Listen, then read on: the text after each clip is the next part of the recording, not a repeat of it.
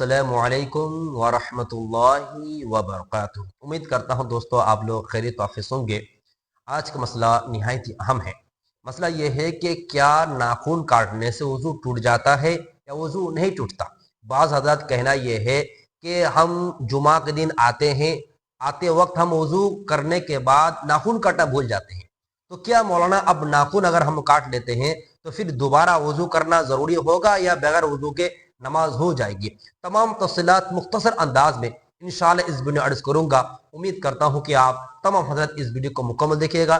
جو حضرت نئے ہیں ان سے گزارش ہے چینل کو سبسکرائب کریں، بیل آئکن دبانا نہ بھولیں۔ جزاک اللہ خیر واحسن الجزاء۔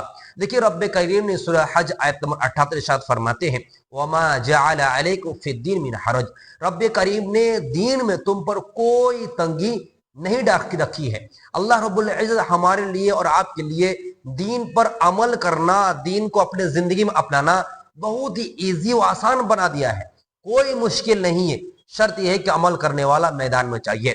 اب رہی بات جو شخص ناخن کاٹتے ہیں اور سوچتے ہیں کہ وضو ٹوٹ جاتا ہے، تو یہ خوب یاد رکھیے، اگر کوئی شخص ناخن کاٹتا ہے، رسول اللہ صلی اللہ علیہ وسلم کا محبوب عملوں میں ایک عمل ہے۔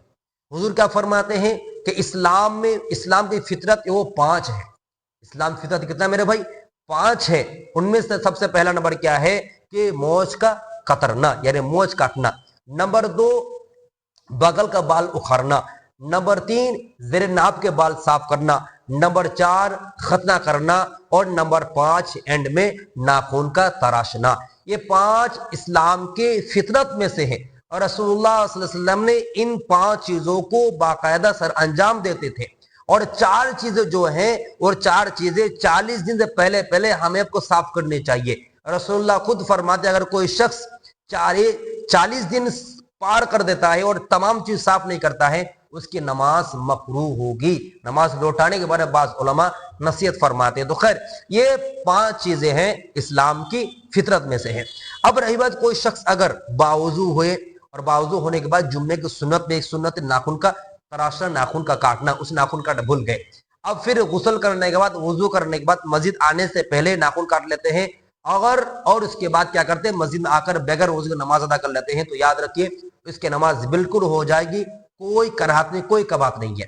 ناخن کاٹنے سے وضو ٹوٹتا نہیں میرے بھائی، ناخن کاٹنے سے وضو نہیں ٹوٹتا ہے۔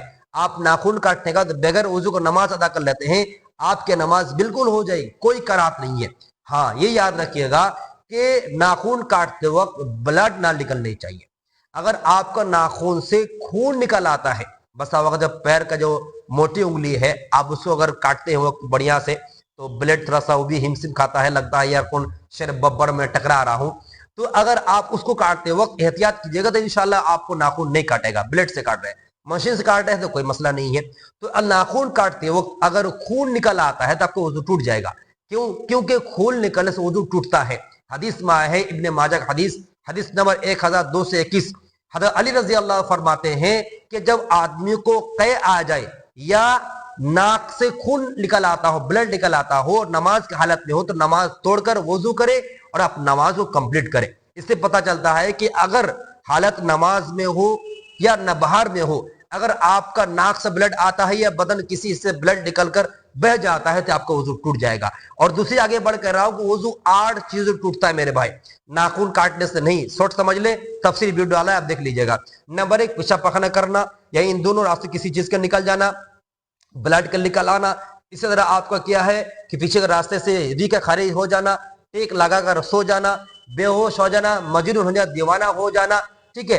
اسی طرح کے منہ بھر کر الٹی کر دینا۔ یہ جو 8 چیزیں موٹی موٹی ہے، ان تمام کے وضو ٹوٹ جاتا ہے، نہ ہی ناخن کاٹنے وضو ٹوٹتا ہے۔ تو امید کا مسئلہ بالکل کلیئر ہو گیا ہے۔ اگر آپ کو پتا تھا تو بہت اچھی بات ہے، آپ خود سنیں اور اپنے دوستوں کو شیئر کر دیں تاکہ وہ بھی اس مشقت میں نہ ڈالے کہ ناخن کاٹنے کے بعد پھر وضو کریں۔